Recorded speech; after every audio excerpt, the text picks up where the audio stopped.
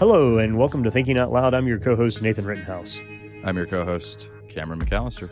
Today, we're going to do a little bit of an ingredients list for what is inside the minds of the voices in Thinking Out Loud. That might be promising. That might be promising a bit much. But yeah, I think one of the things that people might be interested in, so what are we primarily using for resources when we're forming the things that we say here? So today, we want to do a little crash course through 10 or 11 publications, places that you also might enjoy frequenting, websites or magazine subscriptions or something. That would be places for those of you who enjoy this kind of dialogue, discussion, and analysis.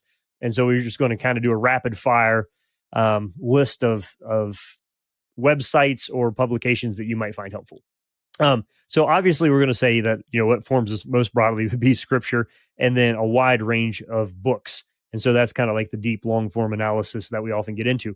But there's a lot of other intermediate stuff that is in between a book and just kind of a one-off article or social media post or link or something like that. So we're going to run through these. And, Cameron's wife once jokingly said, I enjoy watching a movie. Cameron enjoys telling me who the producer was, what the film budget was, who the actors were, what studio recorded it, how it was done. So there's a little bit of this where we're going to throw it over to Cameron and say, okay, it's not just this publication, but what is behind that and kind of what's the little ethos around this publication, because that matters, and how seriously we take some of these things or when we think they're just interesting. So let's start off, Cameron, with this is going to be like me interviewing you. Tell us about Comment Magazine. Yeah, they're an excellent, again, most of these are cultural analysis. So that's kind of a thread that's going to run through a lot of these publications. And what that tells you, first of all, is that we're not, I think, take this with a grain of salt. This is a Cameron McAllister approach. I think it helps to get context before we immediately start chasing headlines. And part of the problem, we have a gullibility problem these days as well. There's just so much information out there, and not all of it is reliable. And I know that's an understatement, and that's not likely to get any easier in the years ahead. And so apart from, a background of reading scripture, of course, and reading and lots of, also, we keep saying this, history is really important. Both the history of events and the history of ideas and how they came into fruition. So many of these publications, Comment included, are going to do intellectual genealogies and trace histories of ideas. Comment Magazine is right of center, and it's theologically quite robust. There is a diversity of opinion reflected in that magazine, but they have a very serious commitment to civility and thoughtfulness. So even if you're going to get a counter perspective in Comment Magazine, they will invite occasional contributors who don't necessarily share the values of the magazine, who aren't necessarily Christian, but they will still have to conform to the standards of the publication. And those are very high standards indeed. So Comment Magazine, their current issue is tackling the question, are we in decline? And it's a number of different writers who are they're looking at the basic feeling, that kind of apocalyptic feeling that's in the air, and they're trying to investigate. So is this actually true? They're looking at the data, looking at the news. Yep. Great. So they're openly Christian, or they're a magazine that's done by Christians? They are. Yes, they are. So I know, yes, I'm not personal friends with, but I do know some of the people on their editorial staff. And yes, they are professing Christians. And do they come from? They're also, yeah. Well, I was just going to say, is there a theological category of, denominational or general systematic theology that they more closely represent? No, they would be more closely aligned with Protestantism broadly, but a variety of traditions are represented in the publication. So it's not limited to any of those. But yes, broadly speaking, you could say this is a Protestant publication. I don't think anybody there would object to me saying that. Cool. All right, great. That's Comment Magazine. On to the next one. Thoughts on World Magazine. World Magazine have really upped their game in recent years. They've just kind of leveled up. So if you can go to their website, of course, and you can subscribe there. Their magazine is really beautifully done. The presentation is really nice. And it's big, it's beefy. There is a lot there. They also have a podcast called The World and Everything in It, and it's a daily podcast. So that should give you an idea of how big their operation is. They tend to be politically, right of center. They're a little bit more conservative. This would be, I would comment, I wouldn't necessarily say this about, but World Magazine is an evangelical publication. Good news and analysis. I also appreciate their arts analysis and their sort of arts reviews. They have some very good reviews of movies. A recent example, just to give you a case in point, is they reviewed the new God's Not Dead movie. I thought it was a very even-handed review. Those films are perhaps entertaining. They've got a large audience.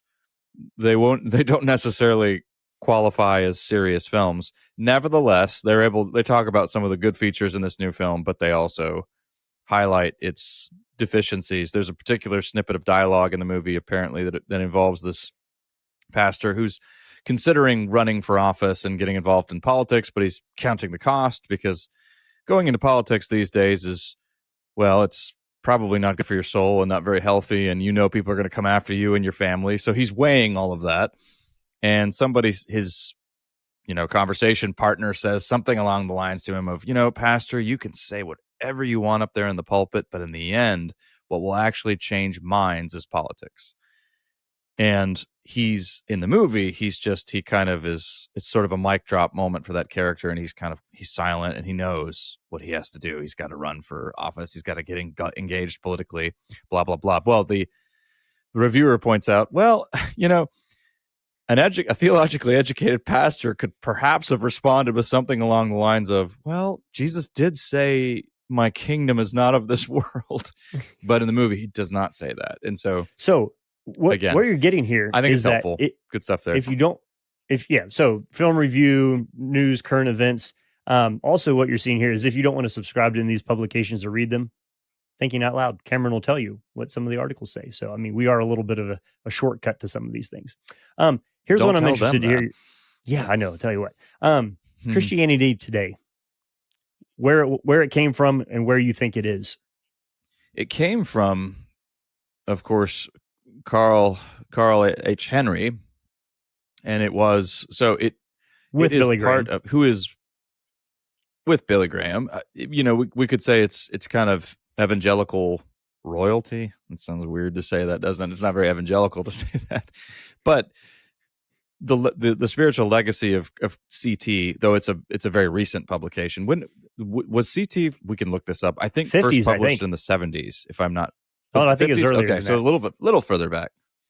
Okay, relatively recent though, still by today's standards, but it's a major publication for evangelicals. It's kind of a flagship publication for evangelicals. In the same way, I don't know. Can we say that CT is? I was wrong. Wheaton 1972. 1972. I thought so. Yeah. So it's very new. I mean, maybe you might be surprised to hear that CT is a relatively new magazine. I would call it the Wheaton of Christian, of evangelical magazines, sort of the flagship. Yeah. So CT has some fantastic journalists working for it. I'll highlight two of them. Emily Bells, her reporting is excellent, and Daniel Silliman, excellent. Daniel Silliman is not only a reporter, he's actually he's a very thoughtful scholar in his own right. I believe he has a PhD in church history. And we've talked about Daniel Silliman's book, Reading Evangelicals, before on here. It was great. He's working on a biography of Nixon, which I am very excited to read, by the way. I think it's going to be great. Also, he was a big part of the RZIM coverage. Yeah. So, I mean, absolutely. So he was connected in there. He was part of the art. He broke the initial story about Ravi Zacharias. For those of you who didn't know, Nathan and I worked for Ravi Zacharias. For Nathan, 8 years, for me, for 10 years. We both resigned at the same time, but Daniel Silliman was instrumental in that. But also, because of that, we had some behind the scenes on how that story was handled. And Silliman was just, I can tell you, one of the highest standards of reporting, so responsible, so careful with the way he handled the information, the way he put it together. So high praise for him. So a lot of really good reporting going on. That said, I I do go to CT. I cannot decide whether they are being very forward thinking right now or whether they're suffering from a bit of an identity crisis. I think, yeah. So that's why I wanted to hear what you had to say. That's a vague statement. But everybody kind of feels vague on. So you have Russell Moore, who, he's fallen out with a lot of evangelicals over not being super pro-Trump. And Trump so there's a whole political thing going on there. But I mean, Russell Moore, pretty big name in the evangelical world. Very big name. Yep. But I think a lot of people would say that CT is maybe center left now, where World would be center right. Is that fair? Or is it just that they're starting to cover a broader range of topics than they traditionally have, and that makes them appear to be center left? Mm-hmm. So I don't think it's fair. So, well, first of all, there's another serious conversation there for the fact that you can legitimately be Christian and left of center.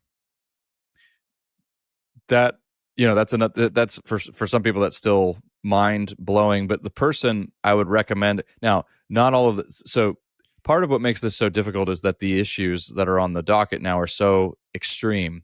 So many principled people who are Democrats are being alienated by their own party. Again, like I said, this is a separate conversation, but it's an important one, and a kind of a voice of a really helpful voice here. I'd like to just highlight briefly is Michael Wear, W-E-A-R.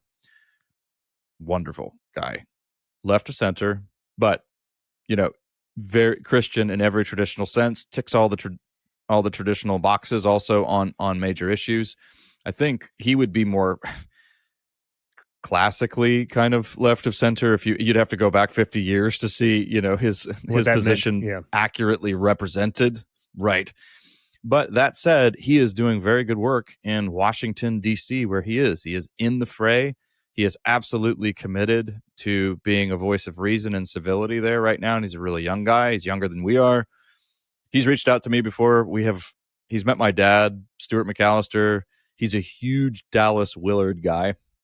Oh, man, you like him already. Just doing really good. Yeah, right. So that category is out there and all that, but that's a separate issue. Yeah, bring this back to CT. I think you're right, though, Nathan. Right. CT covers a broader range of topics. And part of what's muddying the waters here are publications like Megan Basham's, what is it? Oh, Shepherds for Sale. Shepherds for Sale. Mm-hmm. Right. Shepherds for Sale is doing something similar. Well, maybe but that's through the Daily Wire. That's not through Jesus.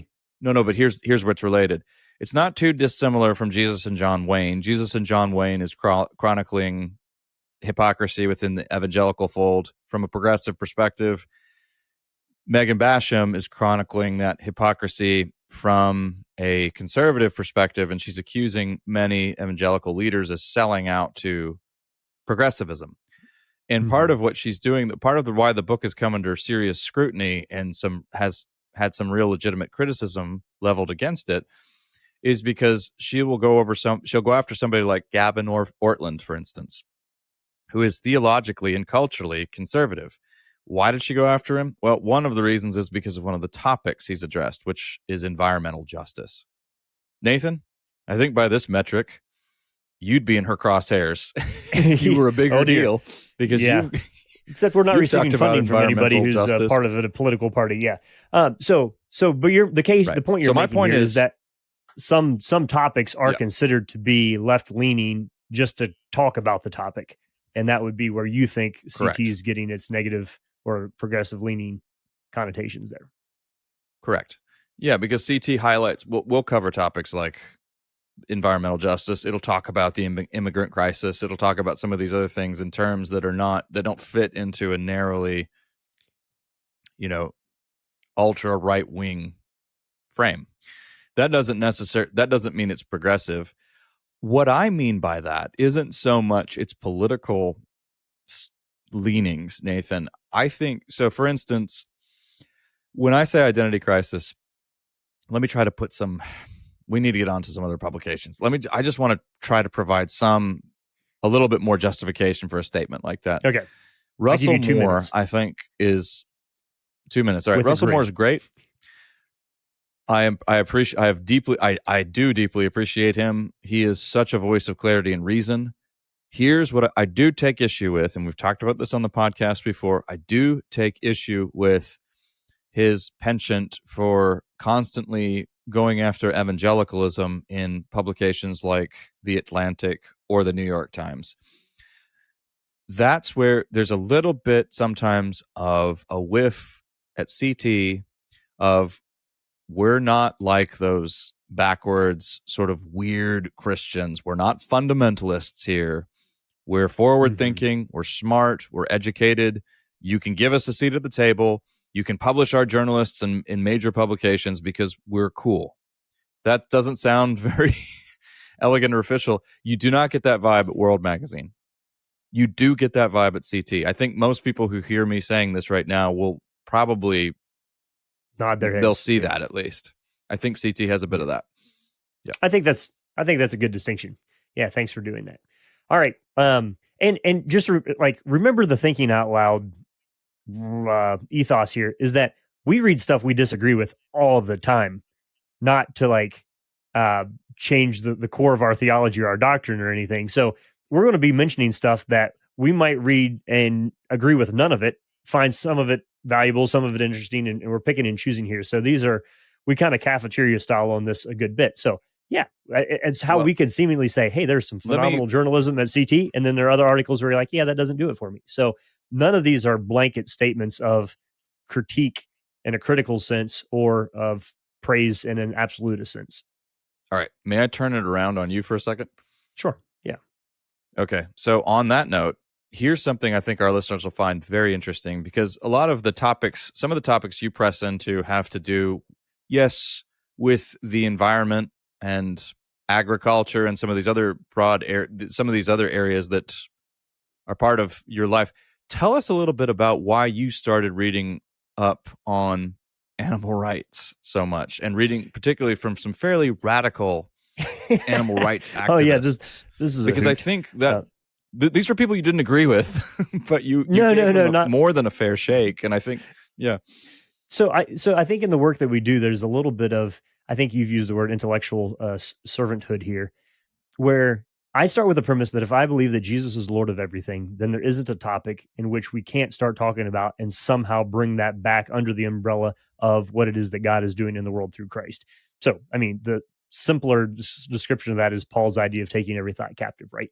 And so I think there are things we can say, hey, this is interesting to us as Christians, and we have our own little bubble and circle.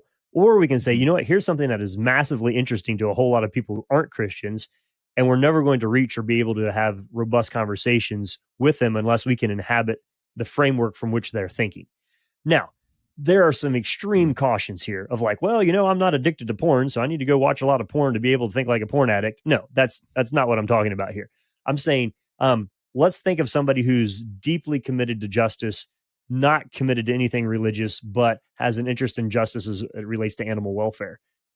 I can walk across that bridge and spend some time reading and trying to really wrap my mind around that in order to have a more clear conversation about fundamental issues and ideas of ethics and justice and that sort of thing.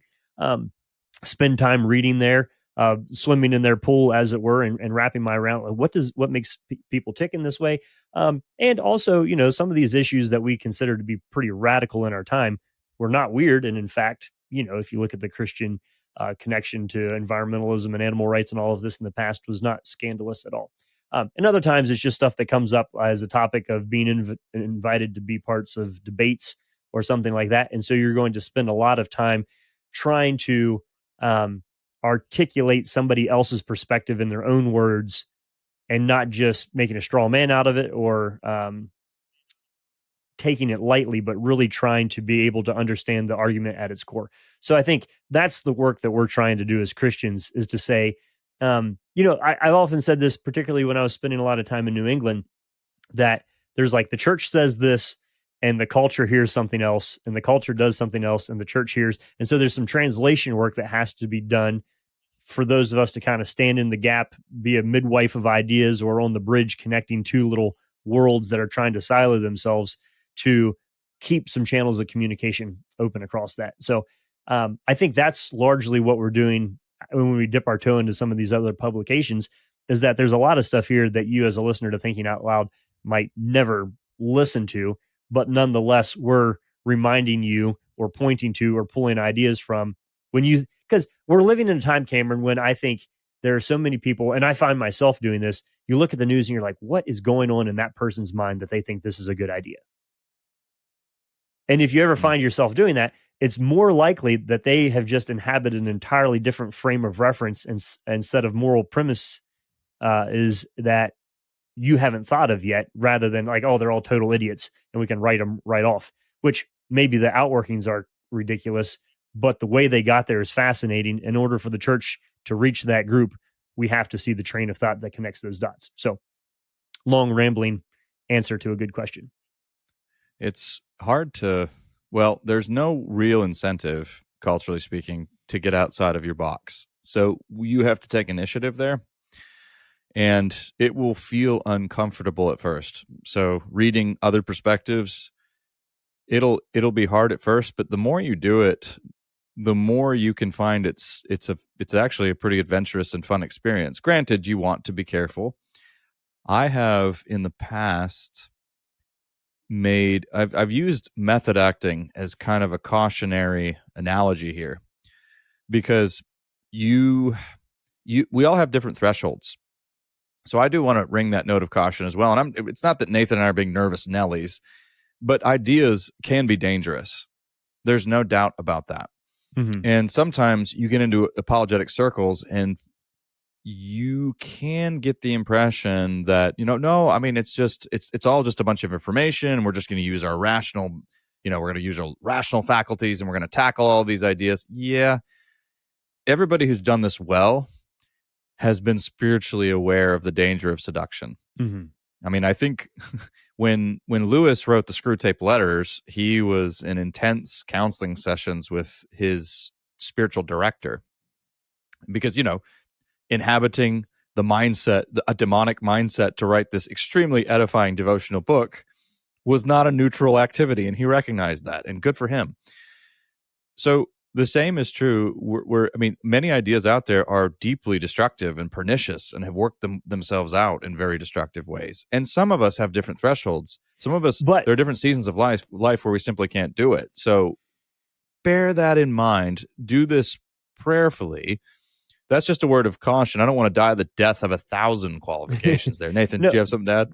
Yeah, I do. So I think two things real quick. So my grandpa once told me, he's like, Nathan, you're the kind of guy who likes to walk very close to the edge of things and look over. He said, that's fine as long as you're holding hands with somebody who's on solid ground. And so I think your connection in Christian community and deep, robust worship and theology and having people to discuss things with is an important prerequisite for how far you can lean over the cliff and look at another set of ideas is dependent on the stability of the people that you have around you and where you're at religiously. So, and spiritually in your spiritual maturity. So keep that in mind. The flip side of that though, is for somebody like, if you look at, I was thinking, 5 years ago, some of Cameron's stuff where he went and read like the core documents of the critical theorist schools of thought. Cameron had by far the best analysis on a Christian perspective from that, because he actually read the original manuscripts rather than just relying on somebody else to kind of give a straw man argument about it. So it's a tremendous value to me when Cameron goes and does something like that and kind of can set up the core things there. And then we can actually critique and evaluate and see how they interface with the gospel in a legitimate way. So there's high value to it. There's also and high risk to it. Keep praying for us. I guess this is probably the best summary we can have at the end of a speech like that. Of course. I mean, but something else to note is that what it does is it will destroy caricatures. And that's an alarming experience at first, because it's one thing. Let's say, okay, let's take critical theory. Let's say you've kind of run with some of the slogans. Oh, they're a bunch of idiots. They're a bunch of lunatics, wearing their heart. They don't understand how life really works. I remember actually one of the garden variety criticisms I used to hear was, oh, nobody's truly a relativist. Anytime they adhere to a stop sign, they cease being a relativist. It's just stupid. The statement that there is no such thing as absolute truth eats itself. It doesn't work. Is that an absolute statement? Okay. Those are actually, legitimate statements in and of themselves. But if that's all you've ever if you're a person who is more of a you do think seriously and deeply, and you do want to engage in some of these conversations, if you actually read Foucault or some of these people, you're going to discover they're actually very clever. They have anticipated some of those sound bites and have worked through them, and you're going to find some insights there too. And that's another thing. So, in other words, the kind of caricatures that you had in your mind, oh, they're a bunch of leftist idiots. A lot of the outworkings of these thoughts are deeply misguided, I think, and indeed foolish sometimes. But sometimes even worse than their caricature. For instance, sometimes, but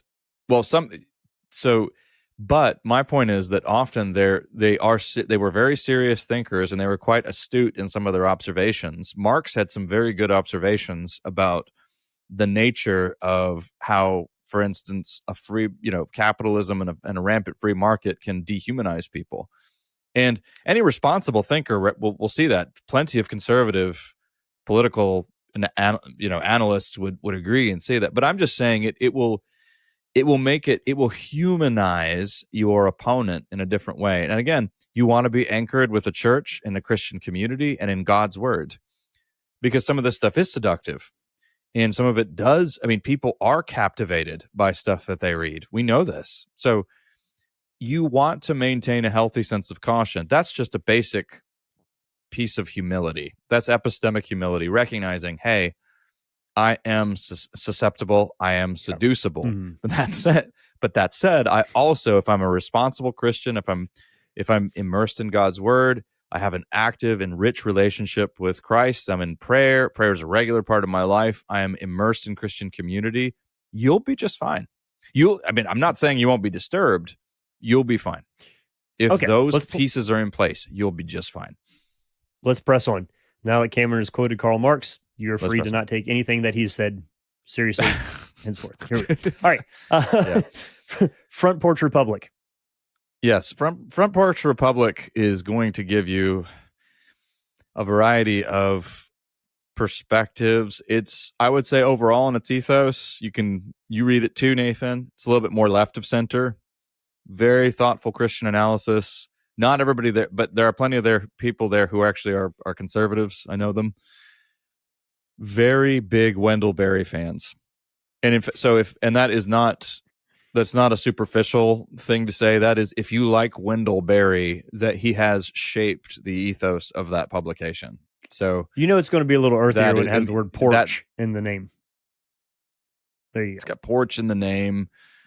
It has, and it has and you can look at here's another thing I recommend. And many of you do this already. If you're reading a new website or whatever, just go dig around and look at their vision statement, look at their about statement, look at the history of the publication, where they came from, and how the magazine was started, and you'll learn a lot about who they are. You do this already, I bet. So, but Front Porch Republic has two things: very thoughtful analysis and beautiful writing. From a variety of, you have people who have come from sort of, there's a pretty robust defense right now up there on the website of the Amish.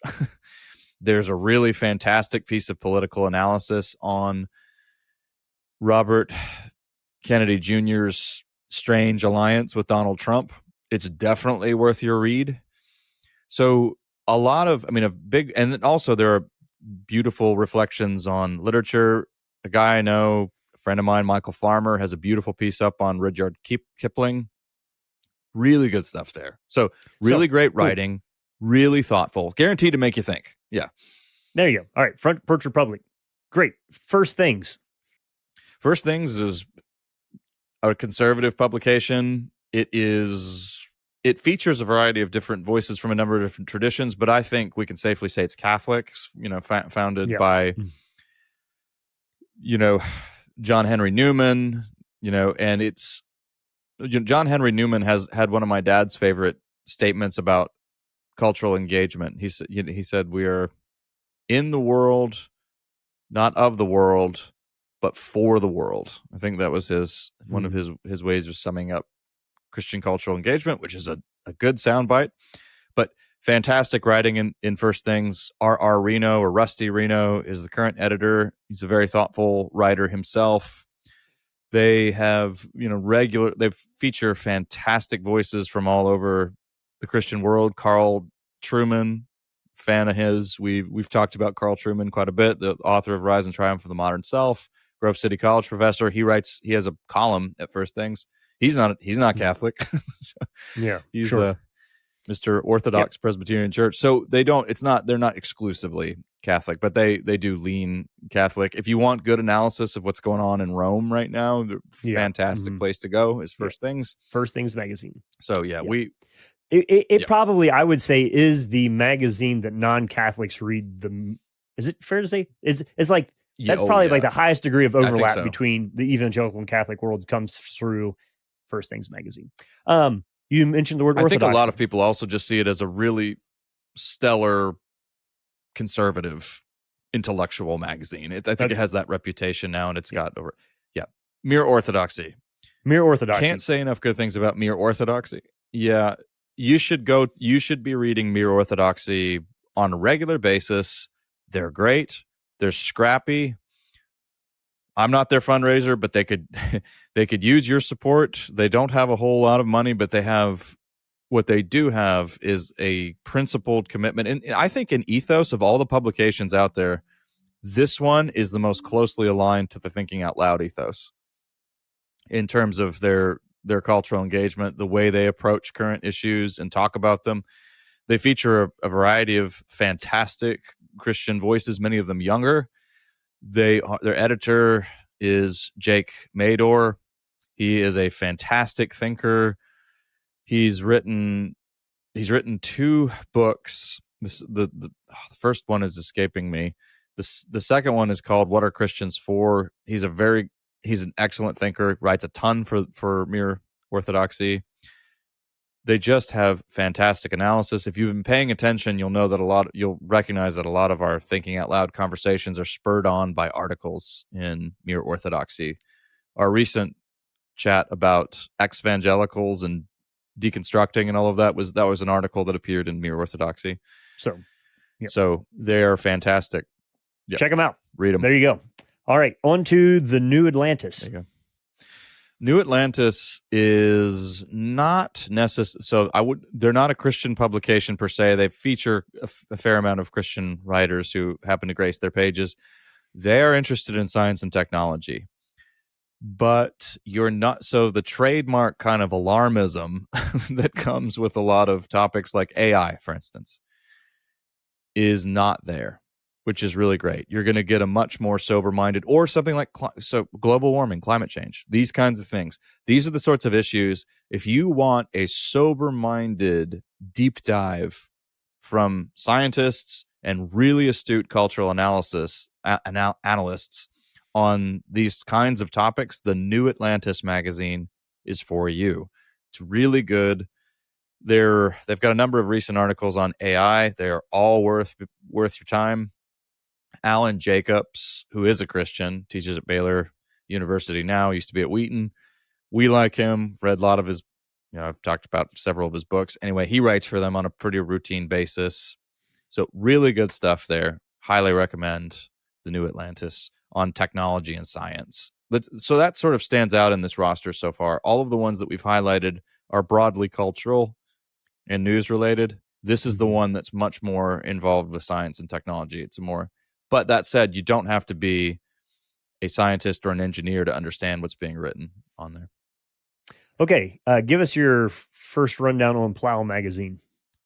I think Plow should be you, because you actually read Plow more than I do. It's got, again, filled with absolutely beautiful writing. But how would you describe the ethos of Plow, Nathan? So I would use the word earthy. Wendleberry could show up in there as well.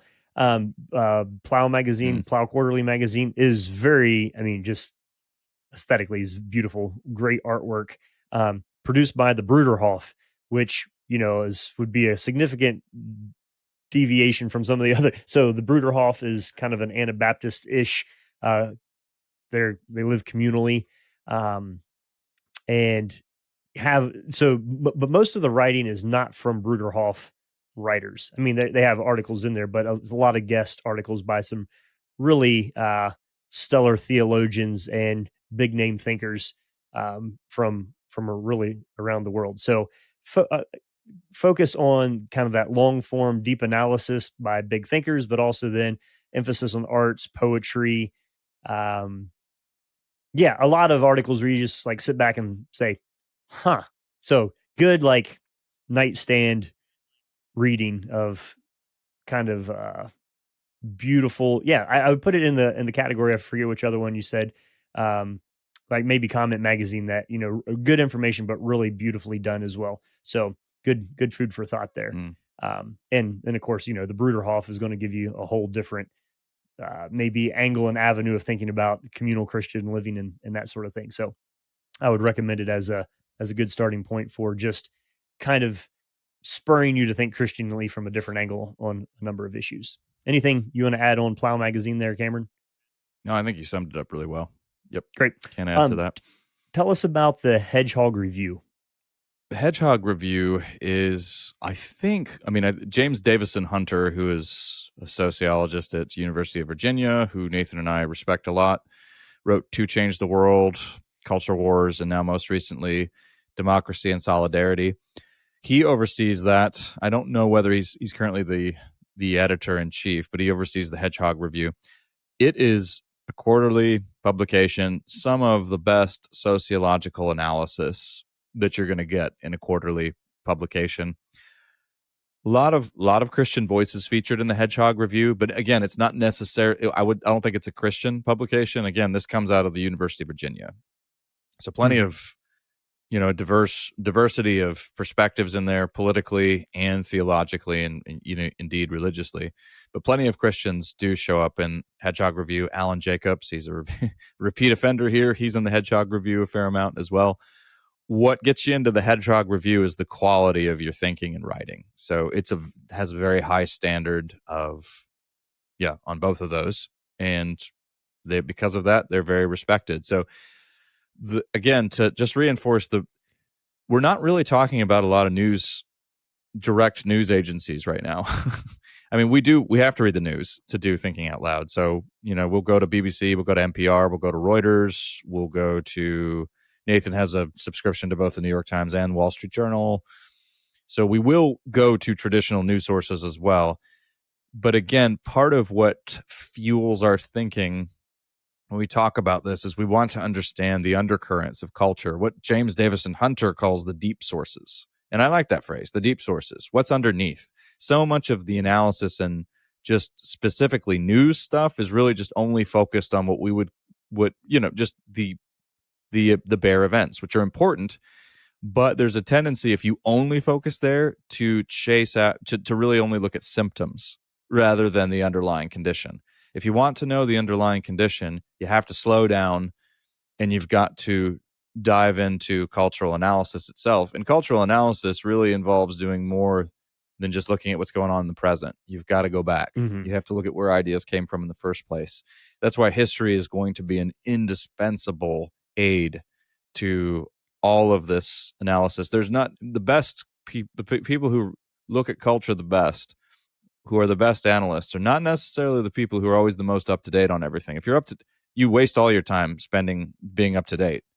They're the people who have slowed down enough to ask the question, where do we come from? Where did this come from? And taking the time to trace it. And then those are also the people who can say, we've seen this before. Yeah. So that's why a lot of what we wrestle with is this really new? Yeah. Well, let me throw another one in there. I want to say something about the National Review. Please do. A lot of people ran across that maybe like in the old school David French days. The National Review right now, I would say, fits that. You had spoken earlier about maybe Democrats who felt like the Democratic Party had left them. So, historically what it means to be like Christian left. The National Review is the right side of the aisle version of that publication who would think that the Republican Party in the last 8 years does not resemble what they thought of as the Republican Party. So not necessarily a Christian publication, also a good number of Catholic writers involved there. So you're going to have a Christianly respectful analysis of the political of yeah, I guess political right is the correct term there. That is a pre-Trump Mm-hmm. political right. And so that's an interesting one too, just if you want some diversity to look at, keep an eye on what's going on over there. So if you can kind of find those groups that feel marginalized by the parties whose flags they used to fly proudly, those are helpful in times of change, I think, to be looking at those. Anything you want to add on National Review? I think I'll just leave it at that unless I missed something flagrant. No, I think that's founded by William F. Buckley originally. Yeah. Some of you will know that name.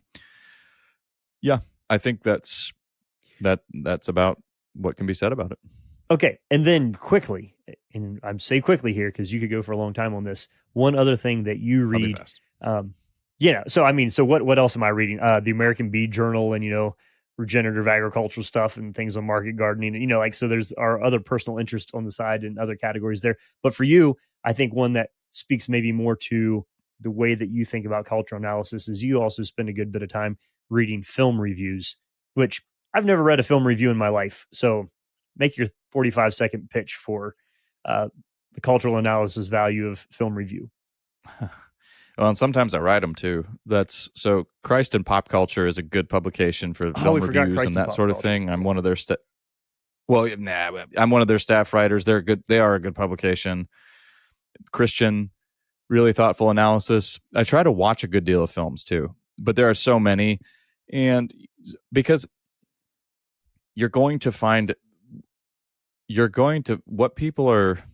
they care about, what they celebrate, what they're afraid of is going to tell you a whole lot about what's going on in a given culture.